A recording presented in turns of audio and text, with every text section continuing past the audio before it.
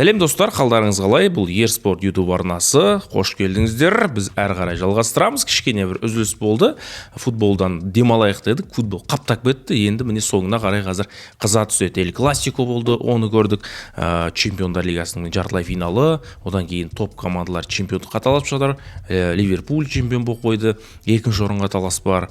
Германияда да талас бар. Ла Лигада да чемпион болатыны белгісіз. Италияда да дәл сондай, тек ПСЖ командасы мен Ливерпульді бұл жерде құттықтасақ болады. Енді бүгін Арсенал мен ПСЖ, ертең Барселона мен Интер, өте қызықты ойындар.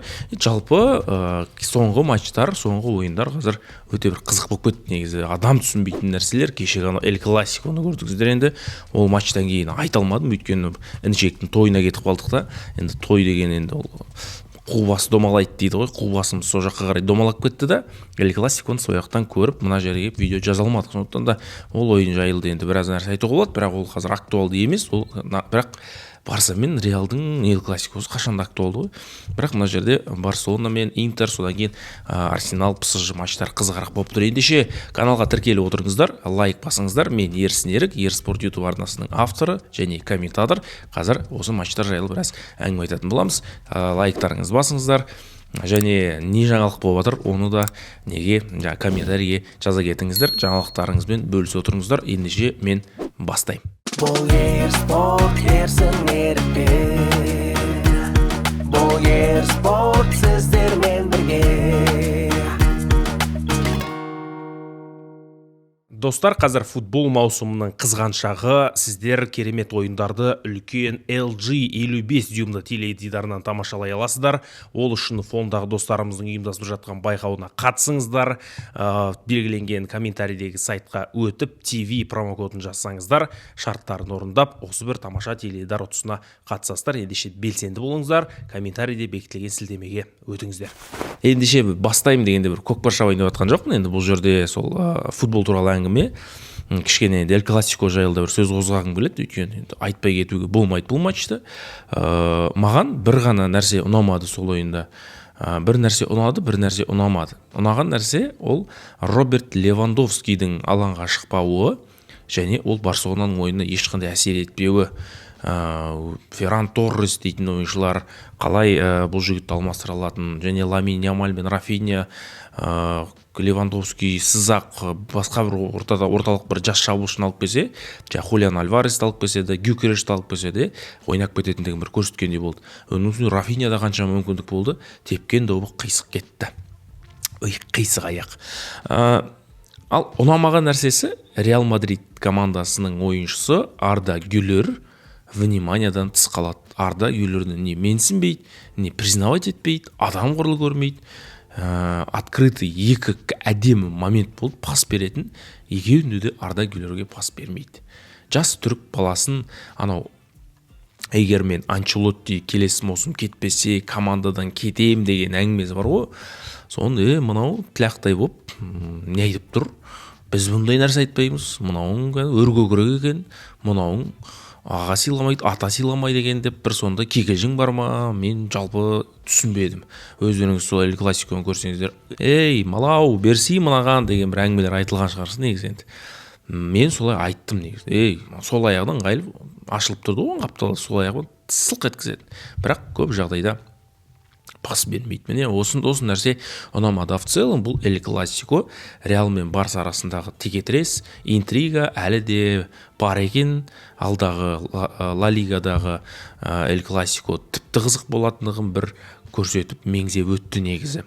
Сондықтан да әлі чемпиондыққа талас бар бұл жақта. Келесіде Реал енді реванш ала ма жоқ па, оны айта алмаймын, бірақ Реалда ойын жоқ екенін көрдіңіздер. Екінші таймда бірақ Реалда ойын жоқ дейсің, екінші таймда қатты ойнап кетті. Қатарынан екі голды парт-пұрт етіп соғып тастады да, ақырында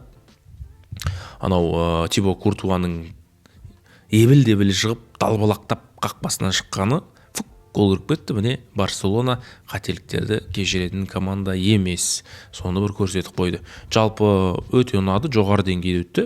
Сондықтан да бұл жерде мен енді нағыз футбол көрдім. Ойбай, судьяда мықты судья екен, енді ана Беренечея ма мықты судья екен. Рафиняға пенальти бермегеніне кәдімгідей мен рыза болдым. Барселона жеңіске лайық болды, әңгіме жоқ, жеңді, мықты ойнады, бірақ ана жерде Рафиняның пенальтисіз жеңгені дұрыс болды. Ана пенальтимен жеңген кезде біраз әңгіме кететін еді, кәдімгі анау талқылайтын еді. Пенальти берілмегенде бір жағынан дұрыс болған сияқты.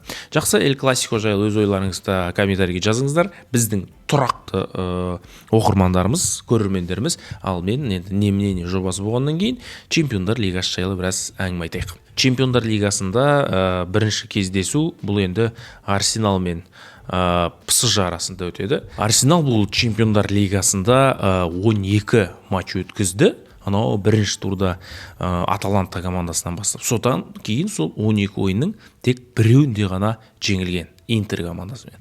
Қалған ойындарда ұтылған жоқ.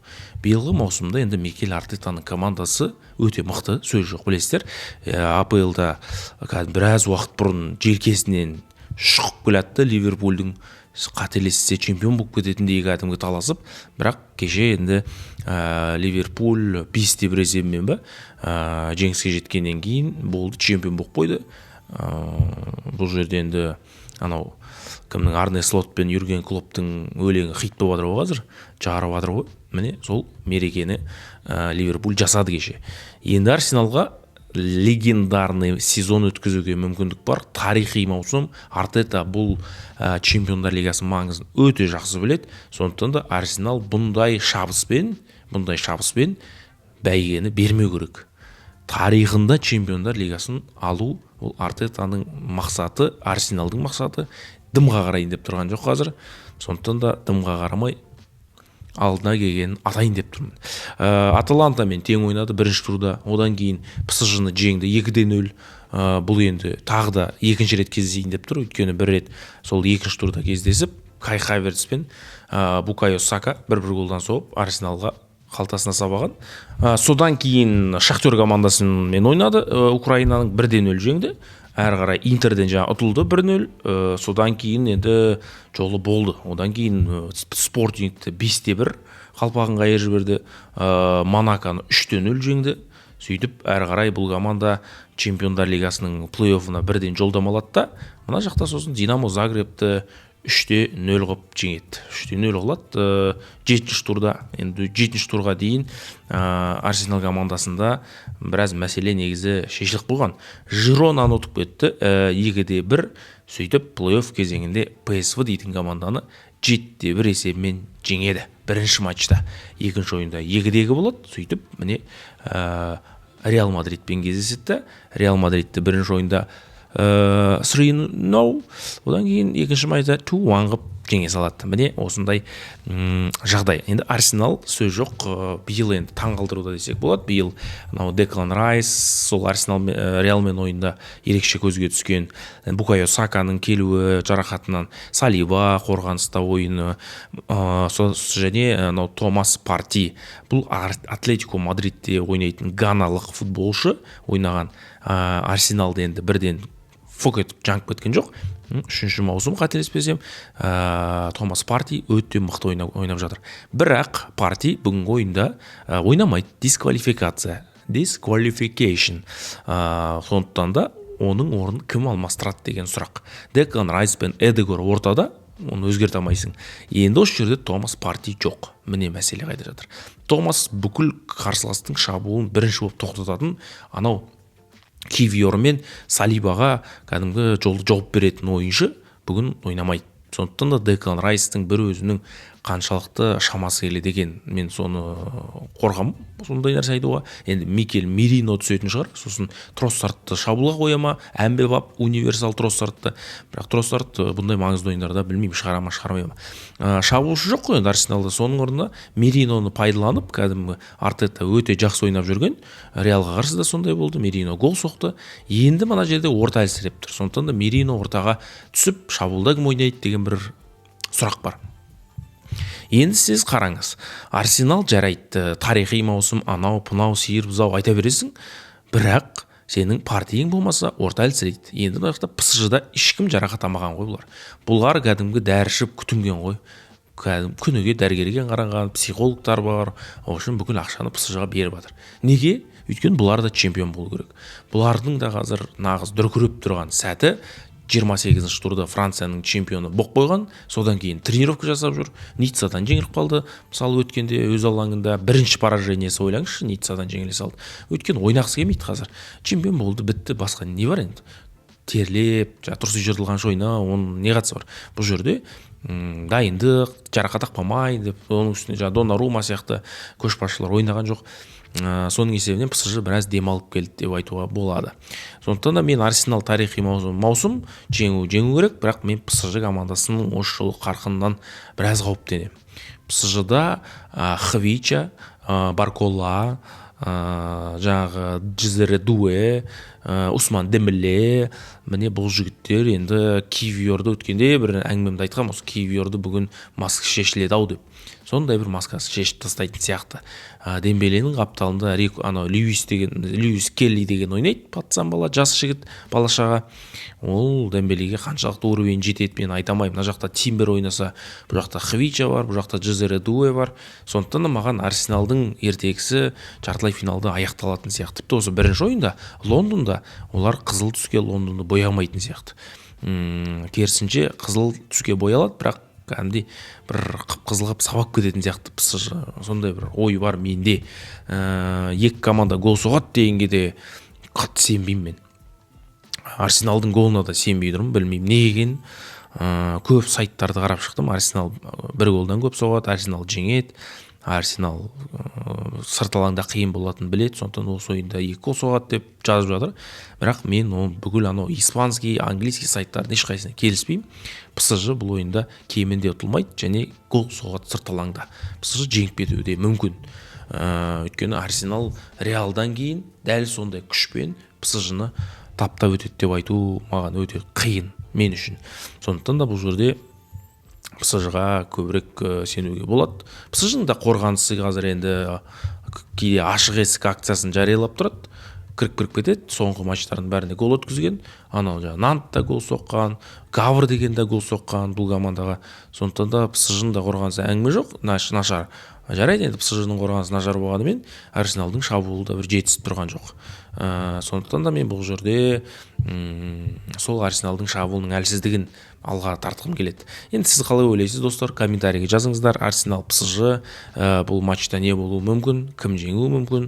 Енді сөз жоқ. Менің ойымша бұрыштамалар деген кәдімгідей жауады. Өйткені Дембеле, Хвича тепкілейді, пас береді. Одан бөлек Букайо Сака да кәдімгідей айналдырып әкеп пас беретіні бар. Сондықтан да бұрыштамалар, стандарттар көп болатын сияқты бұл ойында. Және Арсенал жалпы ағылшындық командалар сары қағазды көп болады бұл чемпиондар лигасында, Еврокубокта. Сондықтан қызыл қағаз деп айту қиындау шығар, бірақ Арсенал командасында 1-2 ойыншысы сары қағазап біраз аяғын тартып ойнайтын сияқты. Енді бұл ойында өткен қуылып кету деген проблемалар бар алаңнан. Сондықтан енді ПСЖ-ның келесі кезеңге шығуы, мен ойымша ПСЖ финалға шығады, бұл Арсеналдан өтеді. Ал одан кейін ары қарай келесі қарсылас кім болатынын көре жатармыз. Енді бүгін осы Арсенал мен ПСЖ матчын тамашалап алайық, көріп алайық. Содан кейін ары қарай Барса мен Интерді көреміз. Сол Арсенал ПСЖ-ге түнде жүргізіп келем айтпақшы мен осы ойынды Казспорттан жүргізгеннен кейін түндеге осылай видео түсіремін да. Сол кезде Барселона мен Интер жайлы біраз мнение айтып, біраз әңгіме айтып, сол Барселона Интер талдаймыз. Енді бүгінгі шығарылымға бір матч жетеді деп ойлаймын, өйткені чемпиондар лигасының жартылай финалы біраз маңызды ойын.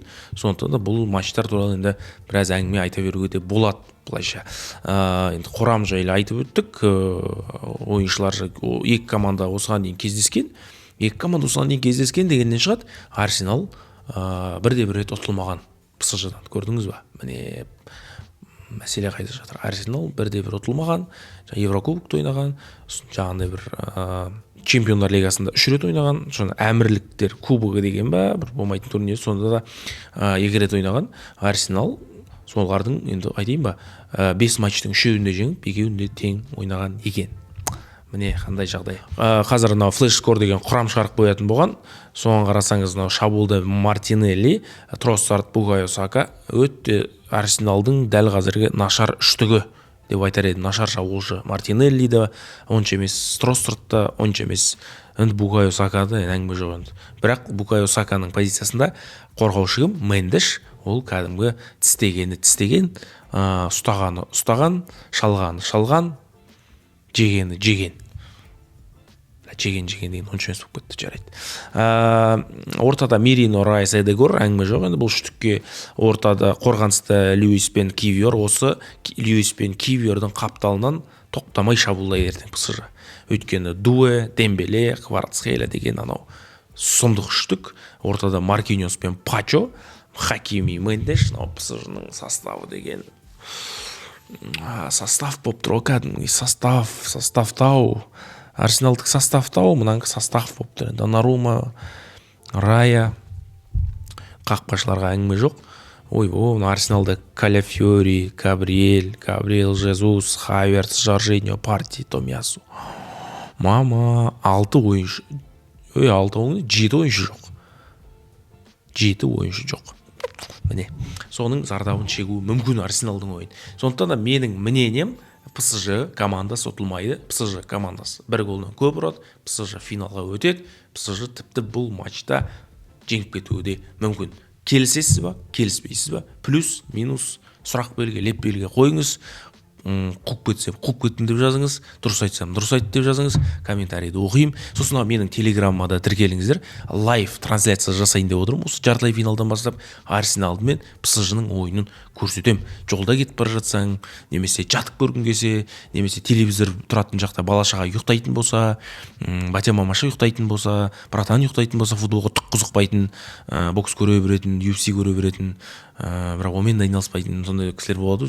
Сондықтан да соткадан наушник тағып алып көрсеңіз болады. Ол үшін Ерспорт деген телеграмға жазылыңыз. Мен мына жерде описание деген сілтемесін қалдырып қоямын, соған өтіңіз. Соны домалақ видеолар сап, матчты қалай жүргізіп жатырмын, не болып жатыр, бәрін салып тұрамын. Сондықтан да дос болайық, жақынырақ тартылғың келсе телеграмға өтіп кетіңіз. Ендеше көп адамдар видеоны тіркелмей көреді. Бір адам подписаться дегенді басыңыздар. Дәл қазір подписацияны бассаңыз 16 мың 20 мыңға жетейік. Болды, басқа сізден ештеңе сұрамаймын. Тек сізге жақсы информация беруге тырысам. Ендеше ерсінер кісілермен бірге келесі кездескенше аман сау болыңыздар. Жеңісті күндерде жүздескенше. Мен айтпай кеткен нәрселерді сіздер біліп отырсаңыздар, мынау астына жазыңыздар, достарыңыз оқысын, мен оқиын, бір-бірімізді толықтырып отырайық. Чао, бамино. Бұл Ерспорт, ерсін